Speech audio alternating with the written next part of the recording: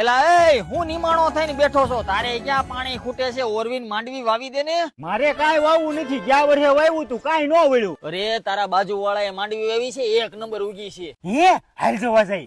આમ જો એલા માંડવી તો એક નંબર ઉગી છે, નક્કી કઈ કાંડક ડીડક કરતો હોય છે. હાલ એની વાડીએ જોવા જાય. હાલ આ મારો દીકરો નવું કઈક લઈ આવ્યો છે, નક્કી આજ વાપરતો હોય છે. હાલ હાલ ઉપાડ ઉપાડ. એટલે આમાં તો બહુ વજન છે. ઉભા રહ્યો સડાવું મારા બેટા કોકની વાડીઓ વાડીઓ કરવા આવ્યા છો હે? ના ના અમે ચોરી કરવા નથી આવ્યો, મારો મારા બેટા એવો મારો.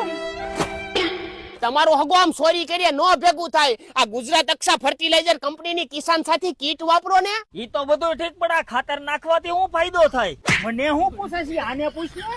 છોડની રોગ પ્રતિકારક શક્તિમાં વધારો કરે છે અને સુકારા સામે રક્ષણ આપે છે. આના ઉપયોગથી ફૂલને ખરતા અટકાવે છે અને પાકના ઉત્પાદનમાં વધારો કરે છે. અને આમ જો આ જમીનનું પીએચ લેવલ જાળવી રાખે છે. તેલીબિયાના પાકમાં તેલની ટકાવારીમાં વધારો કરે છે અને પાકના તંતુમૂળનો વિકાસ કરે છે. એટલે આ તો સારું કહેવાય, પણ એલા મારે તો હજી વાવવાનું બાકી છે. એમાં મુંજાઈ હું ગયા. આનો ઉપયોગ પાયામાંથી નહીં થાય અને જો ભૂલાઈ ગયું હોય તો પાક વાવ્યા પછી પણ કરી શકાય. હે જેમાં પાકને તમામ પ્રકારના પોષક તત્વો મળી રહે છે, જેવા કે bio NPK, black carbon, bentonite sulphur, mycorrhiza, zinc 11, magnesium sulphate, biozyme અને હ્યુમિક એસિડ. ખેડૂતનો સાચો સાથી એટલે ગુજરાત અક્ષા ફર્ટિલાઇઝર કંપનીની કિસાન સાથી ફર્ટિલાઇઝર કીટ. એલા એ આ ક્યાં ઉપડ્યા? એટલે હવે હું જાઉં છું વાવવા.